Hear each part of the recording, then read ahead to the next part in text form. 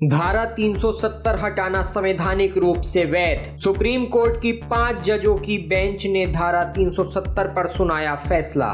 नमस्कार, मेरा नाम है शुजा अब्बास और आप देख रहे हैं blue express news. Jammu Kashmir से अनुच्छेद 370 को निरस्त किए 4 साल से ज्यादा का समय हो चुका है। हालांकि इसे निरस्त किए जाने के खिलाफ सुप्रीम कोर्ट में कई सारी याचिकाएं दायर की गयी। सुप्रीम कोर्ट ने आज सोमवार 11 दिसंबर को अनुच्छेद 370 को निरस्त किए जाने को चुनौती देने वाली याचिकाओं पर अपना फैसला सुनाया। चीफ जस्टिस DY चंद्रचूड़ की अध्यक्षता वाली 5 जजों की संवैधानिक पीठ ने अपना फैसला सुनाते हुए अनुच्छेद 370 को निरस्त करने के केंद्र सरकार के फैसले को संवैधानिक रूप से वैध कहा है। सुप्रीम कोर्ट ने कहा है कि जम्मू कश्मीर से अनुच्छेद 370 को हटाना संवैधानिक रूप से वैध है।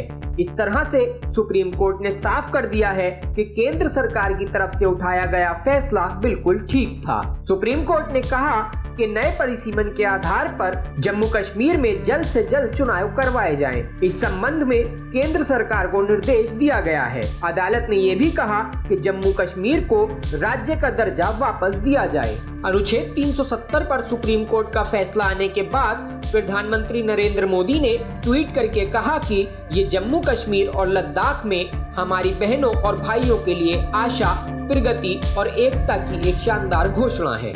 न्यायालय ने अपने गहन ज्ञान से एकता के मूल सार को मजबूत किया है, जिसे हम भारतीय होने के नाते बाकी सबसे ऊपर प्रिय मानते हैं और संजोते हैं। वहीं सुप्रीम कोर्ट के फैसले से सरकार के साथ साथ विपक्ष भी काफी हद तक संतुष्ट नजर आ रहा है। जम्मू कश्मीर में धारा 370 को निरस्त करने को सुप्रीम कोर्ट द्वारा वैध ठहराए जाने पर शिवसेना नेता उद्धव ठाकरे ने कहा कि हम इस फैसले का स्वागत करते हैं। धारा 370 खत्म करने के समय हमने इसका समर्थन किया था। उन्होंने कहा कि उम्मीद करते हैं कि सुप्रीम कोर्ट का जो दूसरा आदेश है कि अगले सितंबर तक वहां चुनाव होने चाहिए, वह भी जल्द से जल्द हो जाएगा। वहां की जनता को खुली हवा में मतदान करने का अवसर मिलेगा। चुनाव के पहले अगर POK भी आ जाता है तो पूरे कश्मीर में चुनाव हो जाएगा और देश का एक हिस्सा बरकरार रहेगा। इसका क्योंकि आर्टिकल 370 हटाने के वक्त हमने समर्थन किया था और आज सुप्रीम कोर्ट ने जो निर्देश दिए हैं उनका हम स्वागत करते हैं।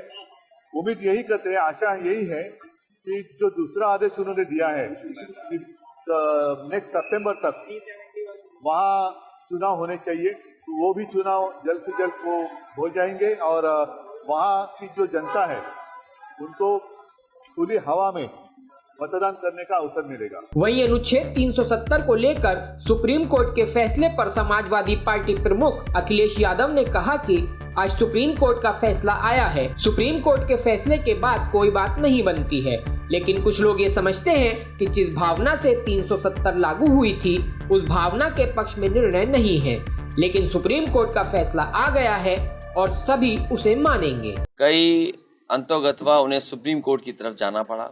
आज जब सुप्रीम कोर्ट का फैसला आया है तो सुप्रीम कोर्ट के फैसले के बाद कोई अब नई बात नहीं कही जा सकती है। सुप्रीम कोर्ट का फैसला जो आया उससे पूरे के पूरे लोग अपना तर्क दे सकते हैं, लेकिन सहमत हैं। सुप्रीम कोर्ट के फैसले के बाद कोई बात बनती नहीं है। लेकिन कुछ लोग हैं या कुछ साथी हैं जो अभी भी ये सोचते होंगे कि उनकी जो जिस भावना से 370 लागू हुई थी उस भावना के पक्ष में निर्णय नहीं है, लेकिन सुप्रीम कोर्ट का फैसला अब आ गया है, सभी उसको मानेंगे। सुप्रीम कोर्ट के फैसले के बाद PDP प्रमुख महबूबा मुफ्ती कुछ खास संतुष्ट नहीं नजर आई और उन्होंने कहा कि हिम्मत नहीं हारे, उम्मीद ना छोड़ें। जम्मू कश्मीर ने कई उतार चढ़ाव देखे हैं। सुप्रीम कोर्ट का आज का फैसला ये एक मुश्किल पड़ाव है, ये मंजिल नहीं है। हमारे विरोधी चाहते हैं कि हम उम्मीद छोड़कर इस शिकस्त को स्वीकार करें। मेरे प्यारे हमवतनों, हिम्मत मत हारो, उम्मीद मत छोड़ो। जम्मू कश्मीर ने बहुत सारे उतार चढ़ाव देखे हैं। सुप्रीम कोर्ट का आज का फैसला ये एक पड़ाव है, मुश्किल ही सही पर पड़ाव है, ये मंजिल नहीं है हमारी। इसको मंजिल समझने की गलती मत करो।